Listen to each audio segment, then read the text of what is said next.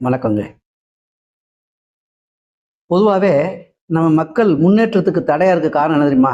அவங்களுடைய செயல்பாடும், அவங்களுடைய மத்தவங்களோட அணுகுமுறையும் தான் காரணம். சிம்ம ராசிக்காரங்க எப்படி அணுகுமுறை பண்ணணும்? கம்பீரமா, ஒரு தலைவன் போல மத்தவங்கள வேலை வாங்கக்கூடிய அளவுக்கு பன்மையான ஒரு வார்த்தைகளும், விஷயங்களையும் நீங்க செய்யணும். சிம்ம ராசிக்காரன்ட்ட மட்டும் நீங்க ஆர்டர் போடுறதுக்கு முன்னாடி தோள தட்டி குடுத்து, அவன கை குடுத்து, ரொம்ப இனிமையா பேசி, அதுக்கப்புறம் வேலை வாங்கி பழகுங்க. வந்தோனே, "ஏய் போய் அந்த வேலைய பாரு.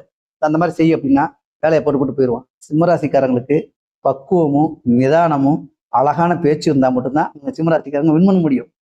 இல்ல எடுத்தோம் கவுத்தோம் நீங்க பேசிட்டீங்கன்னா, "நான் 10 பேர அடிச்சிருக்கேன், 10 பேர மிரட்டியிருக்கேன்" அப்படின்னு உடல வச்சோ, இல்ல ஆள் பலம் வச்சோ, இல்ல பணபலத்த வச்சோ ஒருத்தர அடி பண்ணி வச்சுட்டீங்கன்னா, நீங்க வாழ்நாள் முழுக்க தோத்துக்கிட்டே தான் இருப்பீங்களே தவிர ஜெயிக்க முடியாது. ஆனா ஜெயிக்கிறதுக்கு ஒரே ஒரு வழி, சின்ன ஆணையிடல். அன்போட ஒரு வேலை வாங்கி பழகுங்க. தோள தட்டி குடுத்து வேலை வாங்குங்க.